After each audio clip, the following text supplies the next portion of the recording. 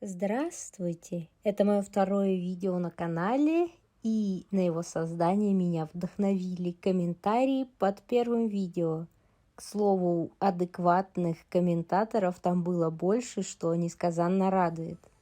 А перед тем, как я начну разглагольствовать, пожалуй, поблагодарю тех, кто писал комментарии, ставил лайки и подписался на мой канал. Спасибо, ребят! Так неожиданно и приятно!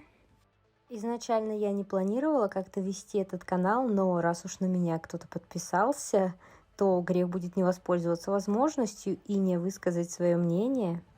Так вот, исходя из комментариев, я заметила тенденцию, что люди боятся высказывать свое настоящее мнение, опасаясь хейта.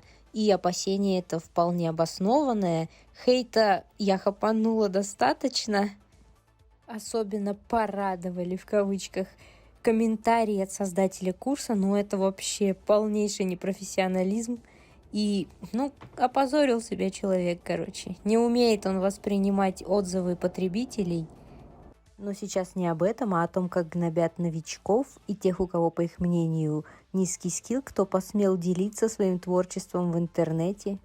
Приговаривают: выложил что-то в интернет, будь готов к критике, будто бы пытаясь себя оправдать, но, знаете, критика – это то, что дается по запросу, а то, что пишет человек, который пытается кого-то принизить каким-то образом, это не критика, это хейт, поливы говном, попытка самоутвердиться, не более.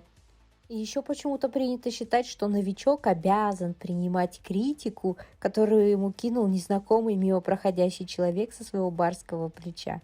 Так вот, я с этим категорически не согласна. Я считаю, что если принимать критику от каждого непонятного, неизвестного человека, то это может привести к очень плачевным результатам.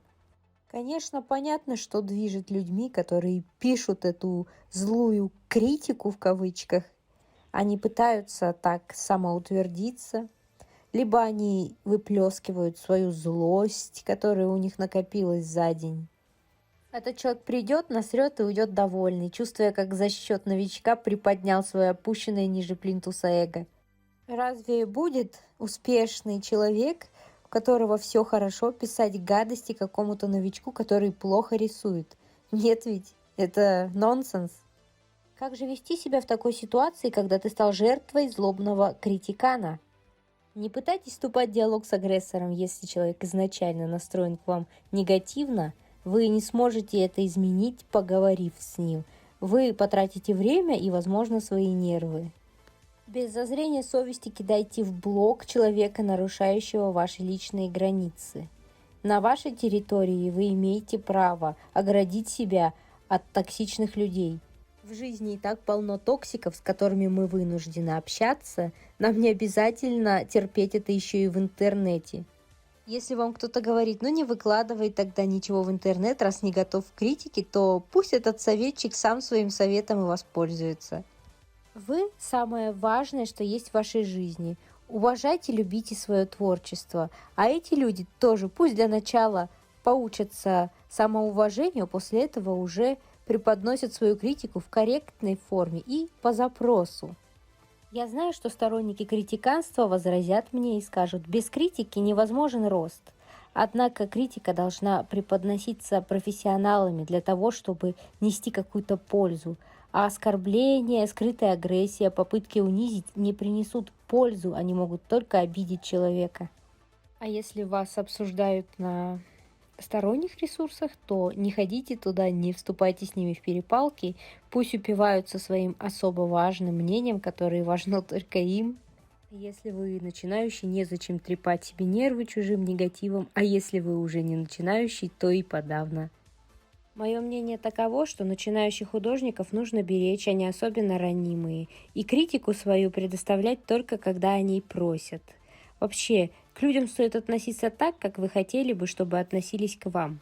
Кто-то скажет: ты выступаешь за цензуру. Нет, я не выступаю за цензуру, я выступаю за более бережное отношение друг к другу. Под видео у меня открыты комментарии, что туда написать, каждый решает за себя сам. Если вы категорически не согласны с моим мнением или считаете, что с такой манерой говорить мне уж точно не стоит записывать видео, то вперед, вы знаете, что делать. Всех остальных я тоже приглашаю высказаться насчет чрезмерной токсичности в арт-сообществе. Что вы по этому поводу думаете? Расскажите.